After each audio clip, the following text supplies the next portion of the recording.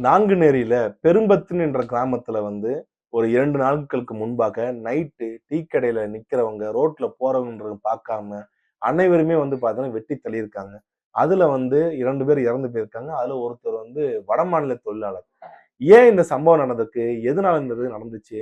இது வந்து முன்விரோதமா? முன்பகையா? முன்பகையா இருந்தாலும் ரோட்ல போற வரவங்கலாம் வெட்டுவாங்களா? அப்படின்ற மாரி இதுக்கு சாதி தான் காரணமா? இல்ல வேற எதுவும் காரணங்கள் இருக்கா? அப்படின்னு பார்த்தா, இதற்கு வந்து முழுக்க முழுக்க காரணமா உள்ளது போதைப் பொருள் தான் வந்து இதுல முதல் குற்றவாளியாவே இருக்குது. ஏன்னா, இந்த கிராமத்துல இது நடக்குது வந்து இதுக்கு முன்னாடி என்ன நடந்துச்சுன்றத நம்ம பார்த்தாலே தெரிஞ்சு போயிரும்.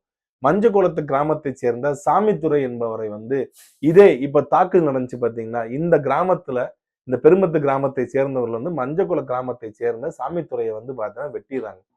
ஸோ வெட்டி அவர் வந்து இறந்து போயிறாப்புல. திருப்பி அந்த மஞ்சக்குளத்தை சேர்ந்தவங்க வந்து பார்த்தீங்கன்னா, இங்க இருக்கிற இந்த கேங்ல ஒருத்தரான காமராஜ் ஒருத்தரை வந்து பார்த்தீங்கன்னா வந்து வெட்டி வீழ்த்திறாங்க. இப்படி மாறி மாறி வந்து பார்த்தீங்கன்னா, 2 கேங்குக்கு நடக்கிற சண்டைகள் வந்து 2 கேங்குமே திருநெல்வேலி மாவட்டம்ன்றனால ஆட்டோமேட்டிக்கா அவங்கவங்க சார்ந்த சமுதாயம்னு ஒண்ணு இருக்கிறனால 2 பேருமே 2 சாதியில வந்து பார்த்தீங்கன்னா பிரிஞ்சுறாங்க. ஸோ பிரிஞ்சு வந்து பார்த்தீங்கன்னா, இந்த மோதல் போக்கு அதிகமாகவே போய்க்கிட்டு இருக்கு. இது வந்து உடனே சும்மா ஏதோ எதார்த்தமா நடந்தது கிடையாது. வந்து பார்த்தீங்கன்னா, இங்க இருந்து அங்க போய் ஒரு கொலை, அங்க இருந்து இங்க திருப்பி இங்க வந்து ஒரு கொலை.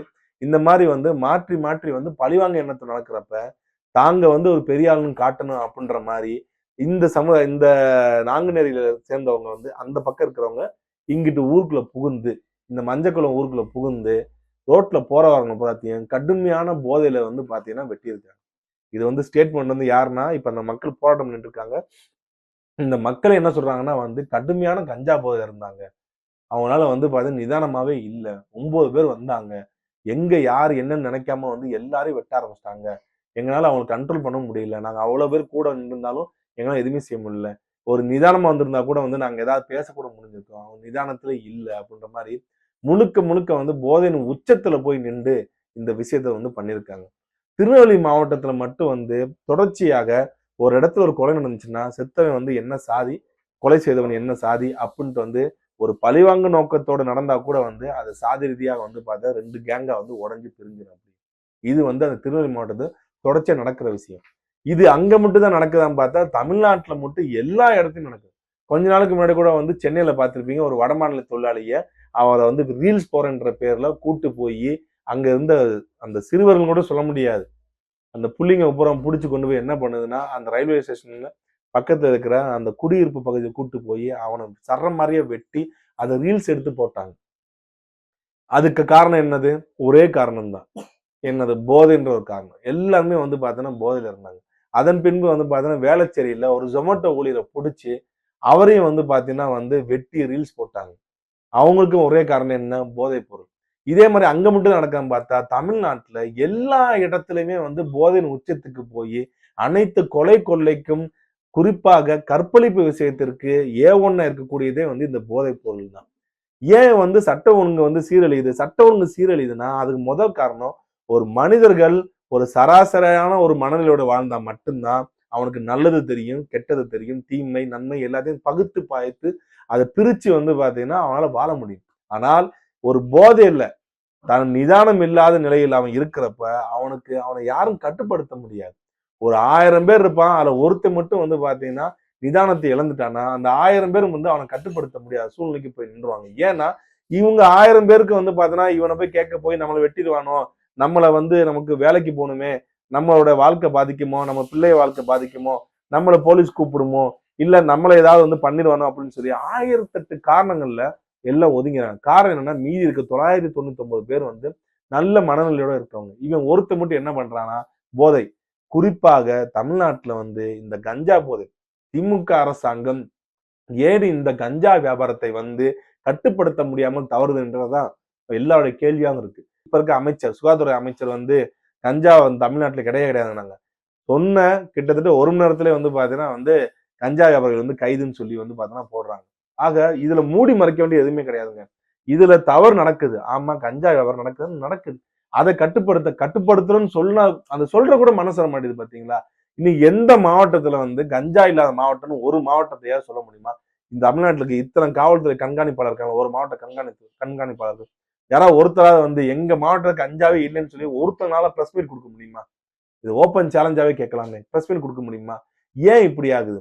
அதுவும் குறிப்பாக வந்து பாத்தீங்கன்னா மதுரை, சென்னை, சேலம் இந்த மாவட்டத்தை சேர்ந்தவங்க பாருங்க அடிக்கடி வந்து ரோட்டில் போதை ஆசாமியால் மிகுந்த தொல்லை, போதை ஆசாமியை புரட்டி போட்ட மக்கள், போதை ஆசாமியால் கடைகளை இடித்து வந்து பாத்தீங்கன்னா கொஞ்ச நாள் முன்னாடி கமுதியில நடந்துச்சு. கமுதியில என்ன நடந்துச்சு? போதையில போய் ரோட்ல போற வாரம் எல்லாத்தையும் பிடிச்சி ஏத்தி இடிச்சு தூக்கி போட்டு காரணம் என்ன? ஃபுல் போதை. இந்த போதை கட்டுப்படுத்தக்கூடிய வழி என்ன? கஞ்சாவை கட்டுப்படுத்தக்கூடிய வழி என்ன? இந்த கஞ்சா போதைனால இன்னைக்கு உடனே வந்து மாரி செல்வராஜ் வந்துட்டாப்ல. இந்த மாதிரி வந்து திருநெல்வேலியில வந்து நடந்த உடனே இந்த வந்துட்டேன் அப்படின்ட்டு ஓடி வர பாருங்க வடிவேல் படத்துல நம்ம வடிவேல் காமெடியில அந்த மாதிரி ஓடி வர்றாப்புல. ஏன் அதுக்கு முன்னாடி வந்து இந்த பெரும்பத்து கிராமத்தை சேர்ந்தவங்க அங்க இருக்கிற சாமித்துறை வந்து கொல்றப்ப வந்து பாத்தீங்கன்னா நேரம் வந்திருக்கலாமே, வரமாட்டாரு. தான் சார்ந்த சமுதாயத்தை மட்டும் ஒருத்தன் கொலை பண்ணிட்டா வர்றது. அதுவும் வந்து பாத்தீங்கன்னா ஒரு சாதி வெறி தாங்க. வேற என்ன அதுக்கு பேர் என்ன சொல்ல முடியும்? தான் சார்ந்த சமுதாயத்தை வந்து ஒருத்தன் வந்து வேற ஒருத்தர் கொலை பண்ணத வாய மூடிட்டு அமைதியா இருக்கிறதும், தான் சார்ந்த சமுதாயத்தை வந்து ஒருத்தர் வெட்டி கொலை பண்றப்ப மட்டும் வந்து கத்துவதும், இது எந்த மாதிரி மனநிலை இது? இது எந்த மாதிரி மனநிலை? மாரி செல்வராஜ் வந்து வேங்க வயலை பத்தி வாயை இது வரைக்கும் திறக்கவே மாட்டாரு. ரஞ்சித்துன்னு வாயை திறக்கவே மாட்டாரு. இவரு மாதிரி ஆளுனாலதான் வந்து அந்த அவங்களுக்கு ஆதரவு கொடுத்து பேச கூட வந்து பாத்தீங்கன்னா மற்ற சாதியினர் வந்து பார்த்தா யோசிக்கிற காரணம் இந்த மாதிரி மனநிலை தான். வேற எதுவுமே கிடையாது. முதல்ல எல்லாரும் போதையில இருந்தாங்கல்ல, எல்லாரும் கஞ்சா போதையில இருந்தேன்னு சொல்றாங்க மக்கள். கஞ்சா அவர்களுக்கு எப்படி கிடைச்சிச்சு? கஞ்சாவை யாரு வித்தா? அதை வந்து பார்த்தீங்கன்னா காவல்துறையோ இல்ல வேற யாரோ வந்து பார்த்தா கேள்வி கேட்பாங்களா? இல்ல அந்த விசாரணை கோணத்துல போகுமா? முதல்ல எப்படி போதையில இருந்தாங்க? நைட் வந்திருக்காங்க எப்படி கஞ்சா போதையில இருந்தாங்க? கஞ்சா அவங்களுக்கு எப்படி கிடைச்சிச்சு? யார்கிட்ட வாங்கினாங்க? அந்த வியாபாரி யார்கிட்ட வாங்கினா? எங்க போய் வாங்கினா? இது எல்லாத்தையும் வந்து விசாரிப்பாங்களா? இதை விசாரிங்க. நீங்க வந்து பால் பொங்குதுன்னு சொல்லி மேல தண்ணியை ஊத்திட்டே இருந்தா அது பொங்கிட்டு தான் இருக்கும். கீழே விறகு எடுத்து விட்டீங்கன்னா ஆட்டோமேட்டிக் நின்று போகும். இன்னைக்கு கஞ்சான்றது வந்து எல்லா மாவட்டத்திலயும் வந்து பாத்தீங்கன்னா பீக்ல போய்கிட்டு இருக்கு. இதே நிலை தொடர்ந்தா இன்னும் 4-5 வருஷத்துல வந்து பாத்தீங்கன்னா கஞ்சாவிற்கு இந்தியாவுக்கு தலைமை தாங்குற அளவுக்கு போயிடும் தமிழ்நாடு. முதலாவது பரவாயில்ல, போடியில இங்கிட்டு இருந்து மலைப்பகுதியில இருந்து பாத்தீங்கன்னா கஷ்டப்பட்டு அங்கிருந்து கொண்டு வந்து பாத்தீங்கன்னா இங்க வித்துட்டு போவாங்க. இப்ப எல்லாம் அப்படி கிடையாது. கஷ்டம்னா வந்து இப்ப இருக்க விட அது கஷ்டம் சொல்றேன் நான். உடனே கஷ்டப்பட்டு உழைச்சாங்கன்ற மாதிரிலாம் கிடையாது. ஆனா இப்பெல்லாம் வந்து விசாகப்பட்டினத்துல இருந்தும் ஹார்பர்ல இருந்தும் அழகா வந்து பாத்தீங்கன்னா பஸ்ல கடத்திட்டு போயிடுறாங்க. அந்த அளவுக்கு எளிமையா வந்து பாத்தீங்கன்னா வந்து கிடைச்சுக்கிட்டு இருக்கு. முதல்ல இந்த மாதிரி விஷயங்கள்ல சாதி ரீதியாகவும் மத ரீதியாகவும் அணுகிறதை விட இதுக்கு காரணமா இருக்கக்கூடிய இந்த கஞ்சா என்ற போதை வந்து முழுக்க முழுக்க தடுக்க வேண்டும். அதுக்கு திமுக அரசு இதை தொடர்ச்சியாக விட்டாங்கன்னா இது முழுக்க முழுக்க தமிழ்நாடு முழுதும் வந்து பாத்தீங்கன்னா சட்டம் ஒழுங்கு சந்தி சிரிக்கும் அளவுக்கு சென்றுவிடும். நன்றி, வணக்கம்.